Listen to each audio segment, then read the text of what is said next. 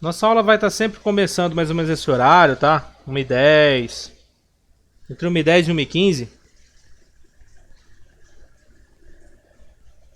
Que dá tempo de todo mundo almoçar de boa aí. E vir pra cá. Tranquilo?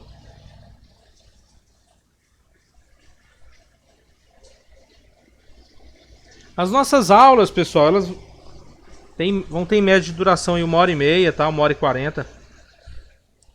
Não sei quanto for aqueles temas mais bem mais extensos, como insuficiência cardíaca, né? Mesmo esses temas mais muito protocolares, aí a gente às vezes ocupa as 2 horas completas, tá? Mas em torno aí a gente vai em torno de 1h30, 1h40, ok? Só qualquer dúvida vocês podem estar me interrompendo, tá? Podem estar desmutando aí e falando comigo, tá?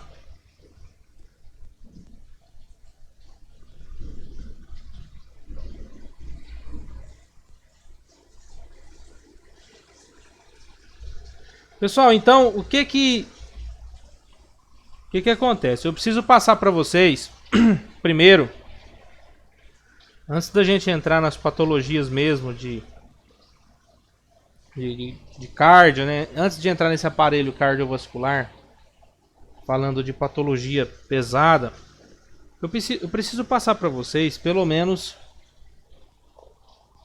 o conceito de eletrocardiograma, né? Até eu quero ver quando regular essa questão da internet lá na faculdade. Eu quero dar essa aula de eletrocardiograma de novo lá com o quadro. Beleza? Que aí fica melhor para eu explicar muito mais coisa para vocês. A gente começa falando de eletrocardiograma porque o eletrocardiograma, tirando ali a medição, né, a mensuração de pressão arterial e o próprio exame físico auscultatório, vai ser entre aspas, um segundo padrão ouro para a gente fechar bastante diagnósticos aí de indeterminadas patologias cardiovasculares, né? Então é um exame barato, é um exame que quase todo lugar tem, quase todo hospital tem um eletrocardiógrafo, né? Tem uma máquina de ECG. E até mesmo dependendo da patologia, a gente consegue ver no aparelho mais simples que tiver, sem muita sofisticação mesmo, né? Então, isso aqui tira a gente do prego muitas vezes dentro do pronto-socorro. E às vezes a gente bateu o olho e fala, bom, isso aqui é supra, isso aqui é infra, isso aqui é um bloqueio para a esquerda, isso aqui é um bloqueio para a direita. Já me faz diferenciar muito o diagnóstico de patologia que eu ia tratar sem que o paciente a tenha. Tá? Então a gente começa com essa parte do eletrocardiograma no conceito básico. Tá? Hoje eu quero passar o basicão para vocês. Na semana que vem, eu quero passar para vocês a parte mais aprofundada do eletrocardiograma. Tá? Eu quero passar a parte mais obscura da eletrocardiografia. Beleza? Tá todo mundo me ouvindo bem? Tá de boa o som? Tá tranquilo? Tá, tô ouvindo bem você. Eu ia até falar também essa questão do eletrocardiograma, porque muitas vezes no interior De boa, né? tem o eletrocardiograma, mas o clínico não sabe interpretar. Aí acaba pedindo uma transferência para um serviço especializado sem necessidade. Eu já vi casos de um colega transferir um paciente com a dor epigástica, mas era gastrite e saiu eletro, ele não soube laudar. Isso é comum, tá? Então, pelo menos o básico a gente tem que dominar agora, tá? Pelo menos o básico, se olhar saber se tá infartado, se não tá. Certinho? Vamos lá. Em torno de 1901, um cara por nome de William Einthoven, né, idealizou esse aparelho, né, que tem como objetivo aí registrar e gravar em uma tira de papel em uma velocidade constante, né, toda a corrente elétrica que é originada pelo coração, né? O aparelho se chama eletrocardiógrafo e o nome do exame se chama eletrocardiograma, mas muitas vezes a gente fala uma máquina de eletrocardiograma. Dá na mesma, né? E essa eletrocardiografia, essa medição, nós conseguimos ver através de aparelhos convencionais. Medição essas que são oriundas daquelas forças realizadas, né, forças elétricas geradas pelo coração, né? E ali elas vão ter uma representatividade vetorial nesse papel, nesse eletrocardiograma. O que é o vetor? O vetor nada mais é do que uma magnitude, uma onda com direção, né, com sentido e capaz de representar-se de forma gráfica. É uma onda que eu consigo ver ela desenhada ali no papel. Esse traço, essa linha, ela se chama vetocardiograma. Beleza? Outra coisa. Tem muita gente, provavelmente já aconteceu com vocês. Chega lá aquele parente e fala assim: "Oh, o meu irmão fez um eletrocardiograma. Olha aí." E te dá o eletro para você olhar. Pessoal, nenhum exame anda sozinho. Todo exame você leva em conta a clínica do paciente, tá bom? Um hemograma, você bate o olho e associa com a clínica. Você tem que tratar, é o que a gente sempre briga, você trata o paciente e não o exame, tá bom? Então é importante que você tenha o eletrocardiograma dentro do contexto clínico daquele paciente. Então, quando alguém chegar para você agora, mostrar aquele eletro, você fala assim: "Tá, o eletro tá aqui, mas o que aconteceu para fazer esse eletro?" "Não, fez isso aí como exame de rotina, não sei o que lá." Aí é uma coisa. "Ah, não, fez isso aqui porque estava com dor no peito, a dor irradiava para as costas, depois subia para a nuca e irradiava para o braço esquerdo." Opa, o meu olho muda na hora de olhar esse eletrocardiograma. "Não, esse eletrocardiograma eu fiz por quê? Eu fiz porque quando eu levanto da cama, eu passo mal, minha pressão cai." Beleza? Ou não, eu fiz esse eletrocardiograma porque me dá muita tontura. Eu comecei a ter desmaio. Então sempre esse eletrocardiograma você vai associar ele à clínica do seu paciente. Nunca pega um eletro sozinho e se guia por ele sozinho. Tá? Ainda mais se a gente quando tá na faculdade, a gente se forma, é o que mais chega é exame solto. "Oh, o meu vizinho pediu para você olhar isso aqui." "Mas o que tem teu vizinho?" "Ah, não sei." Tá? Tá, tem um papel ali, tem um eletro, você vai ver. Pode ser que você encontre algumas coisas, mas a clínica do paciente te ajuda a fechar outro tipo de diagnóstico que esse paciente tem. Vamos lá. Geralmente eu correlaciono esse eletrocardiograma, principalmente dentro do hospital, o laboratório, né, o raio-x de tórax, com ecocardiograma, com exame ergométrico, com história clínica do paciente, principalmente quando eu falo de raio-x de tórax. Porque no raio-x de tórax eu estou vendo lá o coração do paciente grande, inchado, estou vendo a cardiomegalia. E aí eu pego o eletrocardiograma me confirma hipertrofia de ventrículo, hipertrofia de átrio, alguma outra patologia relacionada àquele aumento de sinueta cardíaca. O próprio ecocardiograma ele me auxilia a encontrar distúrbios de fração de ejeção. Distúrbios de fração de ejeção. Como assim? Eu estou tendo uma fração de ejeção diminuída. Por isso que o meu paciente às vezes está passando muito mal, o paciente está desmaiando.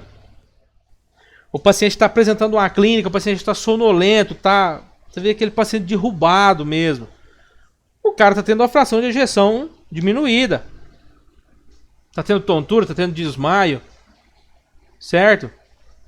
Então, isso eu vou associar ao meu eletrocardiograma. O próprio laboratório, principalmente no infartado, eu observo se tem elevação de enzima, né? Principalmente enzima cardíaca. Beleza? Associo com triglicerídeo, com colesterol. Patologias ateroscleróticas e arterioescleróticas. Então eu vou associar isso tudo a um exame. Não vou pegar o eletro sozinho e vou olhar. Então quando você pegar um eletrocardiograma, que vir aquele vizinho seu, aquele parente, olha aí o eletro do meu amigo lá. Você fala, tá, mas por que ele fez esse eletro? Tá? Aí seu olho já vai mudar automaticamente na hora de fechar esse diagnóstico, na hora de interpretar esse eletro aí.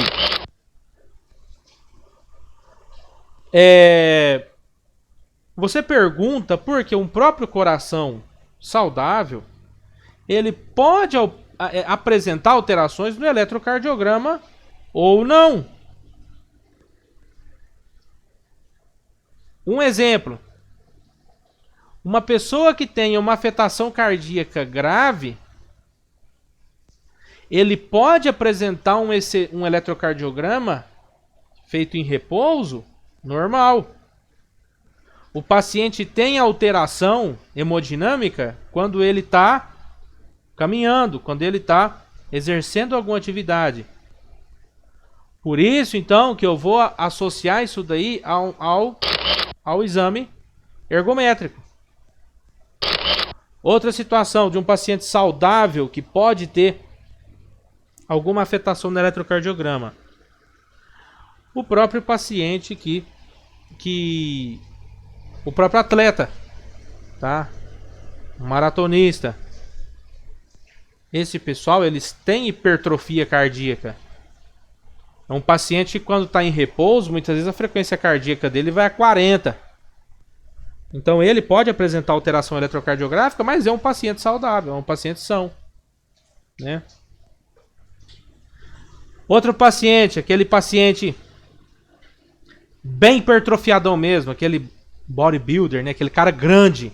O bodybuilder mesmo que compete. Aquele paciente de 130, 120 quilos, hipertrofiado. Né? Esse paciente é um paciente que o coração dele também é um coração inchado, um coração hipertrofiado, que precisa trabalhar mais, exercer mais carga para conseguir uma boa demanda compensatória. O próprio mecanismo lá da anatomia patológica que a gente viu ano passado. Certo? Um dos mecanismos para fazer hipertrofia é o próprio aumento da demanda celular, né? E o eletrocardiograma você consegue medir os fenômenos elétricos, não fenômenos mecânicos. Você consegue ali, através dali, ver que tem alguma coisa errada. Mas você não consegue ver o que está de errado aonde, de forma específica. Isso aqui o que vai fazer para você é o ecocardiograma. Aí ele pode ser tanto transtorácico ou transesofágico. Tá? O paciente vai ser sedado e vai ser feito esse eco transesofágico, tá? Para a gente ver principalmente cara posterior, certinho? Então ali que você consegue ver esses distúrbios de fração de ejeção, você consegue ver válvula. Qual válvula está com problema e o que? Se isso chega a estar fazendo ingurgitação ou regurgitação, o maior erro hoje nosso dentro do pronto-socorro, dentro da clínica, é a gente confiar em excesso no eletrocardiograma normal. Ou a gente como que eu posso dizer? Idolatrar demais um eletrocardiograma que veio com alguma alteraçãozinha ali. Lembra que muitas vezes o paciente saudável vai ter um eletro patológico. E nem sempre aquele eletro normal quer dizer que o paciente está fora de perigo, dependendo da clínica que ele chegou referindo para você dentro do PS. Pode se mostrar variações normais, né? Em relação a tipo constitucional, forma do tórax, sexo, tá? E a própria colocação dos eletrodos. Quando você vai trabalhar com essa parte de eletrocardiografia, você tem que ter muito em conta uma boa colocação dos eletrodos. Ou seja, existe uma regra mnemônica que se chama cagada, que são o cheque de cabos, né? O ganho do aparelho. O ganho do aparelho é indispensável eu checar esse ganho. E o dá de derivações, né? Derivações. Por quê? Já aconteceu de você fazer o eletro, sair onda invertida lá, sair derivação totalmente invertida, e a hora da gente ver o eletrodo que estava no lugar errado. Ah não, confere aqui. Sem querer, sem perceber, você coloca, às vezes na correria do dia a dia. Outra, o ganho do aparelho, às vezes o ganho está muito baixo, que não consegue traçar essa onda de uma forma correta, ou o ganho do aparelho está muito alto, a sensibilidade do aparelho está muito alta. E aí começa a pegar tudo quanto é ruído. Aí vem aquele eletro mal feito, aquele eletro bem interpretável, assim, aquele eletro que você não consegue distinguir certinho a onda ali, o que está acontecendo. Então, ele vem cheio de ruído, bem distraccionado. E o próprio cabo, tá? Os próprios cabos do aparelho, muitas vezes são cabos. Mas se a gente fala de hospital público, dependendo da situação, lógico, cabos muito velhos, cabos com mau contato, ou o próprio paciente, por um descuido da equipe, o paciente está com objeto no bolso, o paciente está com o celular no bolso, está com carteira, né? Está com cordão, tem que tirar tudo, beleza? O paciente tem que se despir da parte superior da roupa, tá? Mas e a calça, tá? A calça vai depender. Depende. Se tem muito acessório metálico ou não. Geralmente a gente tira só a cinta só o cinto do paciente para não ter contato com aquela fivela de metal. Mas de restante não tem problema.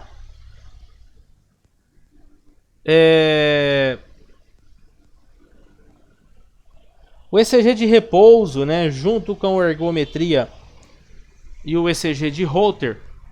O ECG de Holter é aquele eletrocardiograma portátilzinho, numa maletinha. O paciente vai embora com aquilo para casa, né?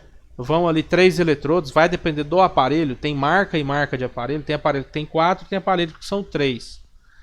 O paciente vai embora para casa com aqueles eletrodos e aquilo vai ficar monitorizando ele 24 horas, tá? Por 24 horas vai seguir aquela monitorização e vai ficar tudo registrado ali. Então, no outro dia cedo, o paciente vai no consultório, deixa o aparelho lá e o médico vai descarregar essas informações e vai laudar isso daí. E aí o paciente vai com uma tabelinha para casa, ou às vezes nem vai, pede para anotar mesmo, para anotar qualquer fator adverso. O que seriam esses fatores adversos? Se você tiver tontura, você anota às 9 horas, no exemplo, tontura 9 horas da manhã. 9 horas da manhã, tontura. Beleza? 2 horas da tarde, tontura de novo. 16 horas, cefaleia intensa.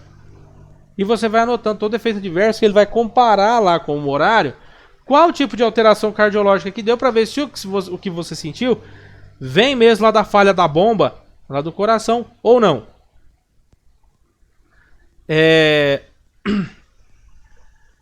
ECG de repouso, ECG de Holter e a ergometria. A ergometria é o paciente cheio de eletrodos ali, submetido a esforço físico, né? A esteira. Geralmente o paciente vai até com um monitor de oximetria também, tá?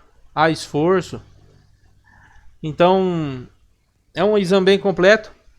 Ou seja, esses 3 exames, eles aportam dados que são importantes para essa área da cardiologia, para eu tratar o meu paciente de forma adequada. Puta, mas os 3, sim, tem que pelo menos os 3, não obrigatoriamente, dependendo da patologia, se vai usar os 3, mas são 3 exames pilares. Ao meu ver, também tinha que entrar a ecocardiografia aqui. A eco, ultrassom do coração, por causa da fração de ejeção. Porque se, um exemplo, se eu tenho uma patologia cardiovascular no meu paciente, e o meu paciente tem uma fração de ejeção normal, uma fração de ejeção aí acima de 50%, 60%, opa, eu sei que eu preciso controlar essa doença do meu paciente, mas como ele tem uma fração de ejeção normal, eu não posso usar tal medicamento, porque tal medicamento vai prejudicar essa fração de ejeção. Ou, não, meu paciente tem fração de ejeção diminuída, tá? Eu vou passar tal medicamento então, porque esse medicamento aumenta a sobrevida do meu paciente com fração de ejeção diminuída. Tá? Então sempre na cardiologia, esses exames andam um pegados na mão do outro. Beleza? Alguma dúvida até agora, gente? Tá tranquilo? Tranquilo. Não, professor, tranquilo. De boa, né? De boa, super de boa.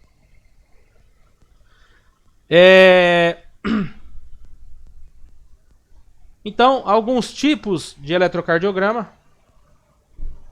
O primeiro é o em repouso, que é aquele que a gente já está acostumado a ver, o paciente deitado na maca, né?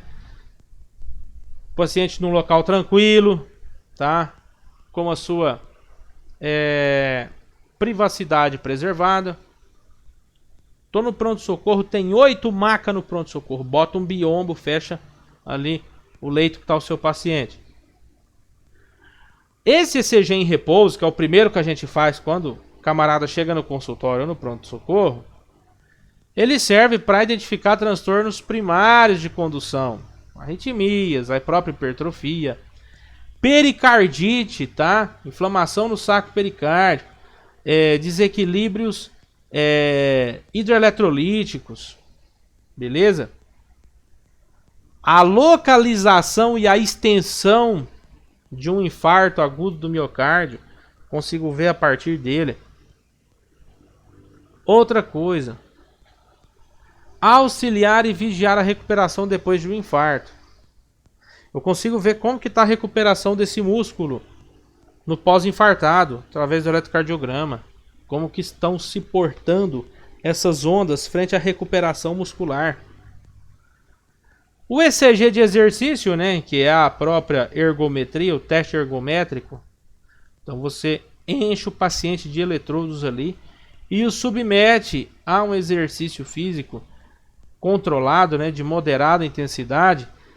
Geralmente é na esteira ou pode ser numa bicicleta. Vai depender do seu paciente, tá? Dependendo, tem paciente que não consegue subir lá na bicicleta, vai só ficar na esteira mesmo. E esse ECG de exercício você usa para quê? Eu vou medir os efeitos cardiovasculares apresentados pelo meu paciente no exercício. Ok? Eu vou ver como que o coração do meu paciente está se portando quando o bicho pega.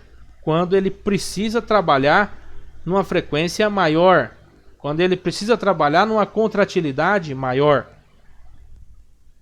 Contribuir e determinar a capacidade funcional do coração e até mesmo distinguir a origem da dor torácica. Exemplo, opa, eu sei que esse paciente ele tem dor no peito só depois que ele caminha. Tá, vamos olhar como que tá a coronária dele, vamos ver como que tá se portando essa musculatura a hora que ele tá caminhando. Certo? Se na hora que ele está caminhando, me apresenta sinais de isquemia transitória ali. Ou até mesmo detectar uma coronariopatia assintomática.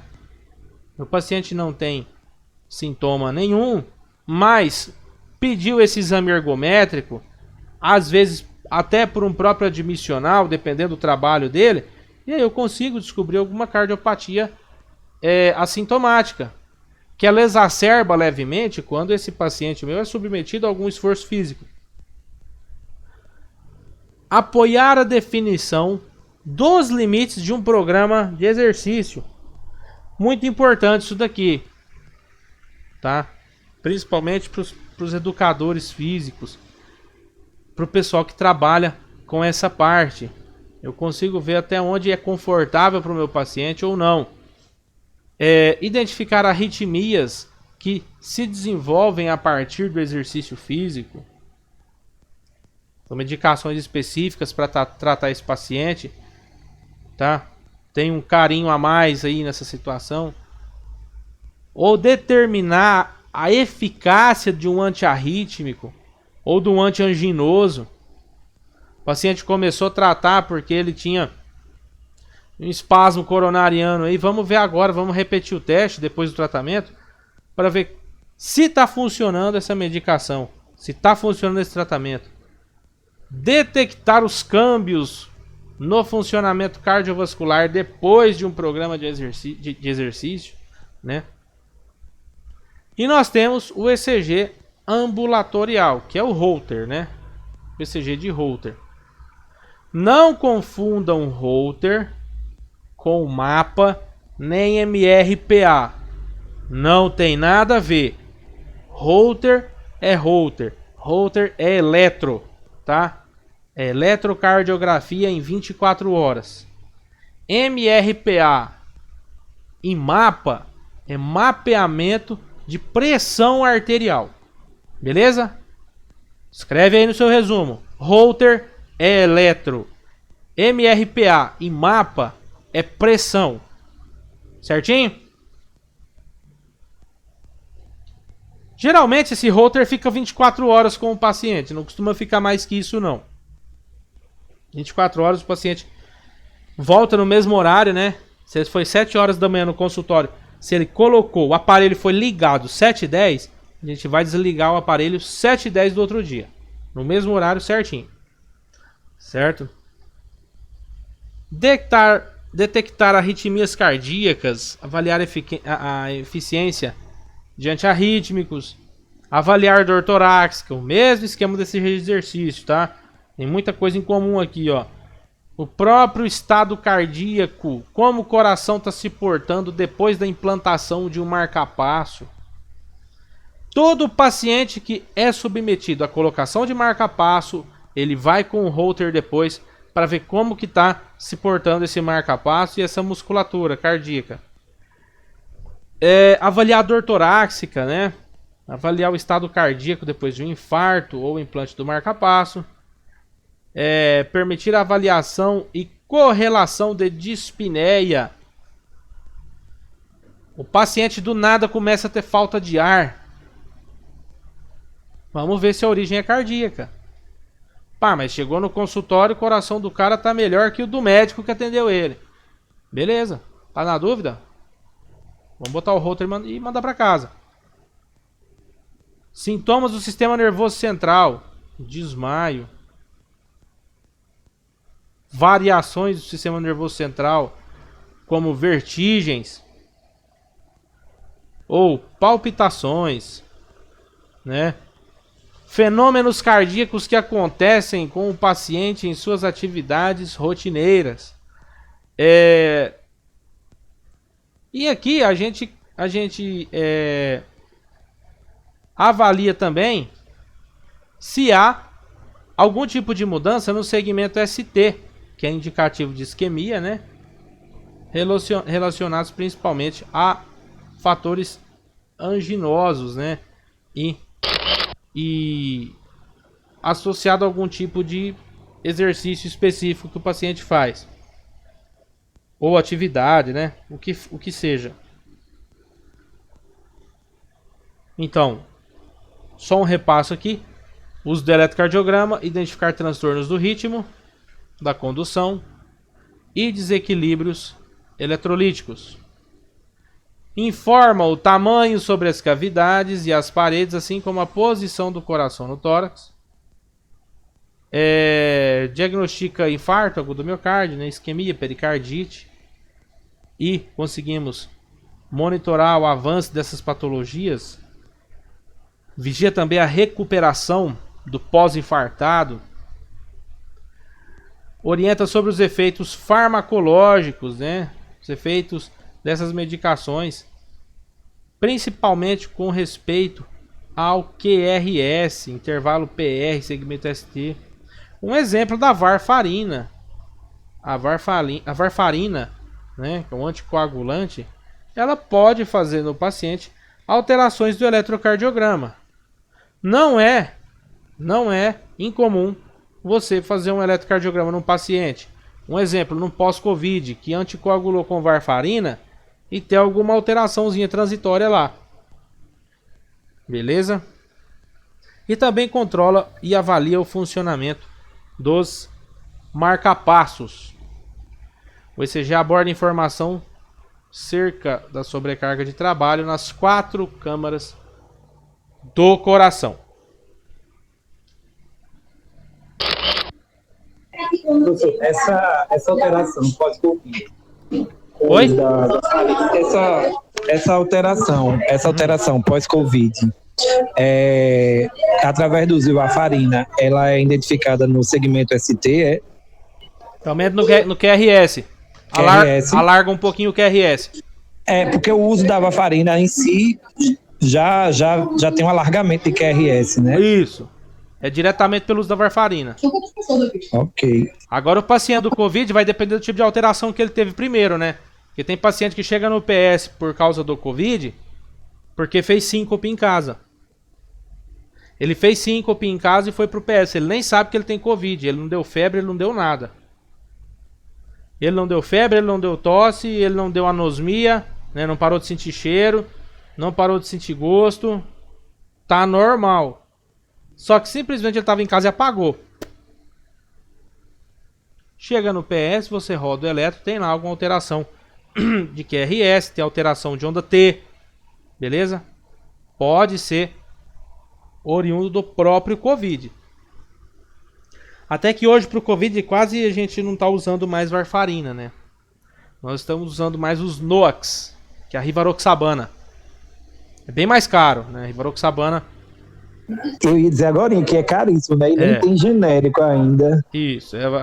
A rivaroxabana vai estar em torno aí dos R$200 uma caixinha. Eu compro pra minha mãe, tá R$295. 295. Isso. Uma varfarina é o quê? 15 conto? Pois é. Então, isso quando a situação não é pior, você tem que mandar a heparina, né? Isso. Beleza? Beleza. Componentes do sistema elétrico, sistema de condução elétrica. Só pra gente relembrar a anatomia do negócio aqui. Então nós temos o nódulo sinoatrial, bem aqui em cima, que é quem manda na parada toda, né? Que é quem dispara o primeiro, a primeira indução ali, é quem faz o papel do marcapasso. Temos as vias internodais, que elas saem ali do nódulo sinusal, né? E esses impulsos eles vão ali dos átrios direito e esquerdo, né? Pelas vias internodais. No átrio direito nós temos 3 fascículos, né? E no átrio esquerdo nós temos apenas o fascículo de Bachmann. Nós temos o nó átrio-ventricular, que ele fica bem na aurícula direita, entre o seio coronário e a válvula septal, a válvula tricúspide, tá? Nó átrio-ventricular. O nó átrio-ventricular a função dele é conduzir esse impulso elétrico do átrio ao ventrículo. E ele é responsável por dar aquela atrasadinha de 0,04 segundos. O que acontece? Me permite que os ventrículos relaxados se encham de sangue, enquanto as aurículas, os átrios lá em cima, estão contraídos, estão ejetando. Se não tiver esse atraso de 0,04, há um colapso de bomba. Vai todo mundo contrair ao mesmo tempo e todo mundo relaxar ao mesmo tempo. O feixe de His ou fascículos de His, né? Feixe de His são esses feixes interceptais, né? Então você tem o feixe tanto esquerdo, tanto o feixe direito. Certinho? E lá embaixo, para subir de volta, nós temos as fibras de Purkinje, que é uma rede que vai por baixo do miocárdio, né? São ali fibras musculares que têm uma função condutora, né? Função de marca-passo. E faz com que esse estímulo elétrico, quando chegue ao ápice, ele suba ainda na própria contração do átrio. E nós temos as vias acessórias. Beleza? De boa aqui, né, gente? Tranquilo. Cada fibra, cada feixe, cada nó tem um padrão de onda. Eu não vou entrar com vocês nesse padrão de onda porque já é muito específico da cardiologia e vocês vão ver isso lá em clínica médica. Beleza? Tranquilo, pessoal? Vamos fazer um intervalinho 10 minutos? Tomar uma água? Bora. Beleza? 10, 15 minutinhos a gente volta então. Tranquilo.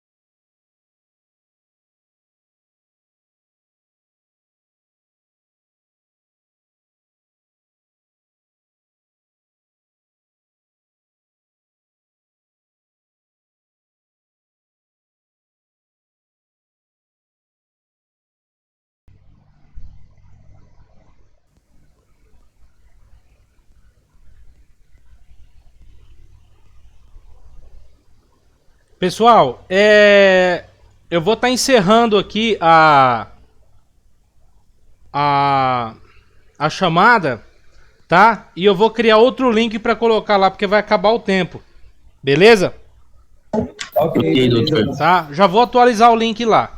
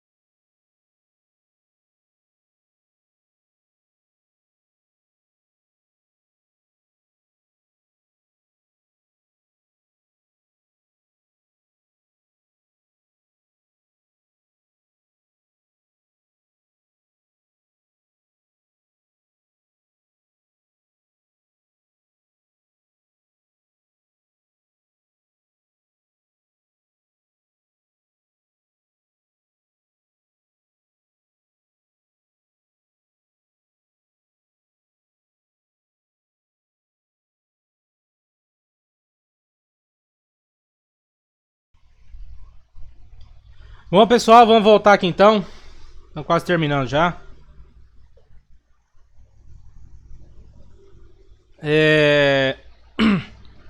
Então, como eu falei, o coração, né, ele possui ali para cada ponto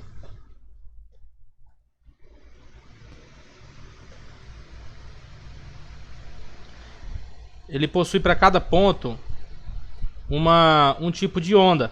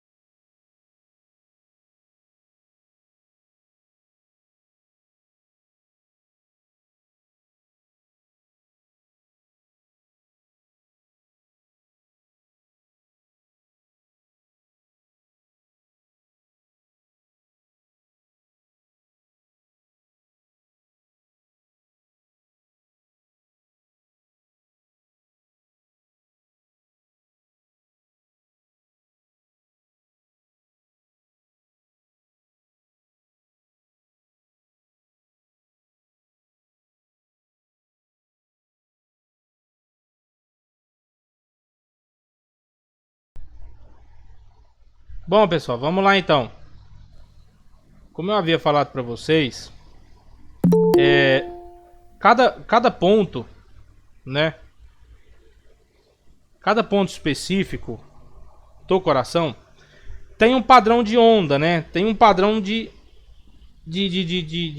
um potencial de ação padrão, tá? Eu não vou aprofundar com vocês nesse ponto, que é muito específico da cardiologia. Então a gente tem que ter mais base, tá? Na próxima aula eu quero entrar com vocês nessa questão das derivações do eletrocardiograma, tá? Das duas derivações.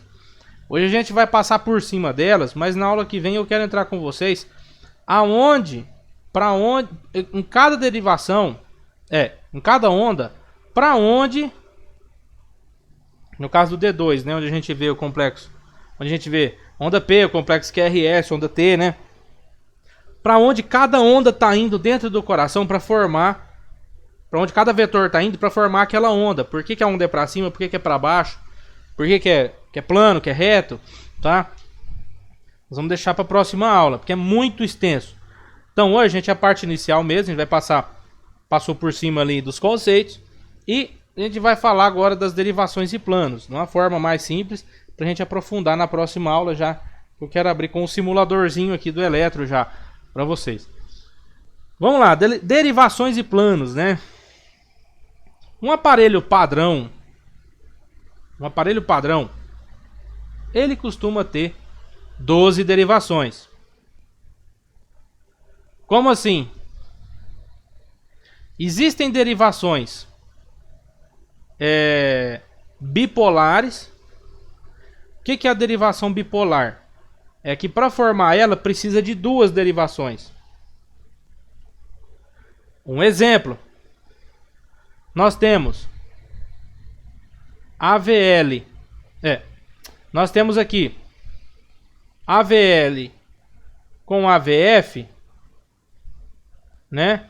Formando D1. Então o D1 é uma derivação bipolar. Ele precisa do AVL e do AVF. O D2, ele precisa do AVF e do AVR. Tá? Para eu ter o D2.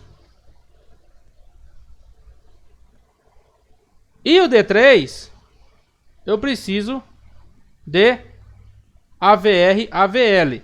Outros conceitos, outros conceitos. Vamos falar AVR, AVL, D1, porque você consegue ver o eixo horizontal. AVR, AVF, D2, né? E AVL e AVF eu enxergo D3. O AVL e o AVR e o AVF eu enxergo o D2 por causa da transversibilidade da onda. Não preocupa com isso agora. A aula que vem a gente faz mais simplesão. Beleza? Hoje é só para um conceito. Então, o aparelho padrão ele tem duas derivações. Tem essas três derivações que são consideradas derivações verticais, que é as que vão nos membros, né? Membro superior e inferior, que é AVR, AVL, AVF. E nós temos o D1, D2 e D3, que é formado pela soma dessas derivações mesmo. E nós temos as derivações que são precordiais. O que é uma derivação precordial? São aquelas derivações que ficam no tórax aqui enxergando o coração diretamente. Que é o V1, V2, V3, V4, V5, V6. Então eu tenho 6 derivações com 6 precordiais, são 12. Tá? Mas você acha máquina de eletro somente com 6 derivações. Que é só aqueles jacaré que coloca naquelas presilhas, né? Que vem em membro superior e membro inferior. Doutor, e o padrão dessas cores? Depende do aparelho, né? O aparelho brasileiro trabalha-se com o padrão cor clara em membro superior, cor escura em membro inferior. Então, amarelo, membro superior esquerdo, verde, membro inferior esquerdo, vermelho, membro superior direito, preto, membro inferior direito. Beleza? Já o V1, V2, V3, V4, V5, V6 não, aí vai depender. Tem aparelho que é aquele eletrodozinho descartável, né? Autocolante. E tem o aparelho que é aquela pera. Aquela pera a vácuo, né? Aquela ventosa. Bom, a própria ativação do átrio, né? Lá do nosso sinusal origina onda P. Beleza? A ativação ventricular é o complexo QRS. Certinho? E essa. Primeiro a gente fala assim. Despolarizou o átrio, onda P. Despolarizou o ventrículo, complexo QRS. Repolarizou o ventrículo, onda T. Doutor, mas e o átrio? Por que eu não consigo enxergar a repolarização do átrio? Porque a repolarização do átrio ela está acontecendo no momento em que está havendo a despolarização do ventrículo.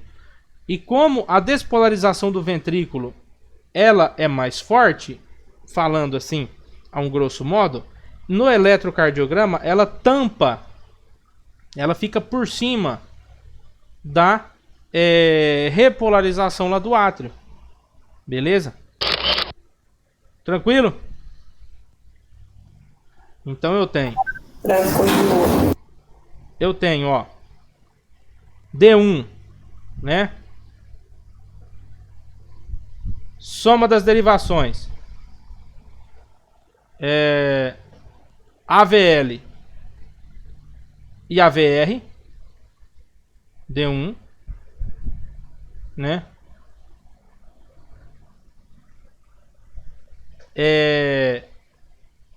AVF, né? AVL e AVF, que é FUT, eixo da derivação D3, AVF e AVR aqui em eixo de derivação D2. Então nisso eu tenho aquelas ondas, aquelas derivações que são as bipolares, que é o D1, D2, D3. O D1, D2, D3 precisa dessas derivações que são verticais aqui. Beleza? Semana que vem a gente abre no simulador, fica mais fácil para entender. Tranquilo? Eu não cobro isso aqui em prova detalhado não, tá, gente? Isso aqui a gente precisa saber pelo menos para identificar as patologias. Pode respirar mais tranquilo. Como que eu conto a frequência cardíaca pelo eletro? Vamos lá. Eu tenho várias opções. A primeira delas é o quê? Eu conto o intervalo entre uma onda R e outra, né? Um exemplo, uma onda R, aquela onda mais apiculada. Vou entrar com vocês aqui, mas semana que vem a gente vai revisar isso aqui. Deu uma onda R aqui.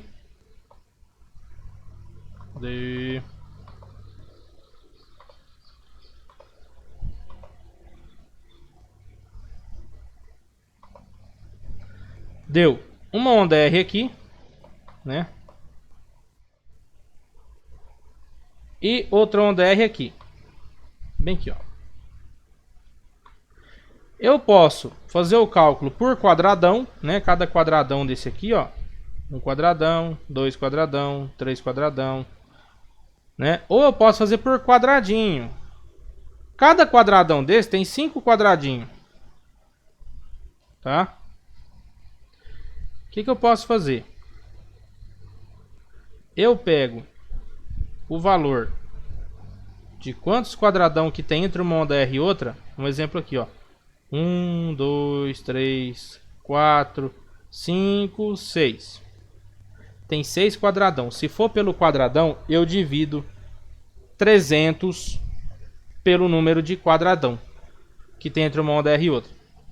Tá? Se eu for pelos quadradinhos, 5 mais 5, 10, mais 5, 15, né? Mais 5, 20, 25, 30. Aí eu vou fazer 1.500 dividido pelo tanto de quadradinho. Doutor, mas se estiver irregular, tipo assim, ó. Aqui tem 6 quadradão entre uma onda R e outra. O cara tem uma arritmia, no próximo tá tipo 4 quadradão.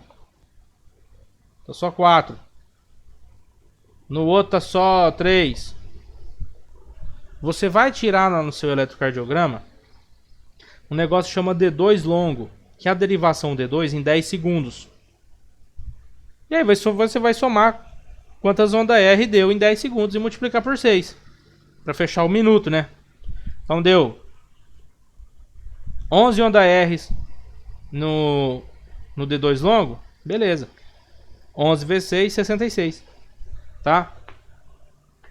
Que a gente vai entrar bem mais detalhado, que eu vou abrir o simulador com o coração por dentro pra gente fazer na próxima aula, aí fica mais legal. Tranquilo? Eixo elétrico aqui nós vamos entrar na próxima aula também. Tá? Vamos ver.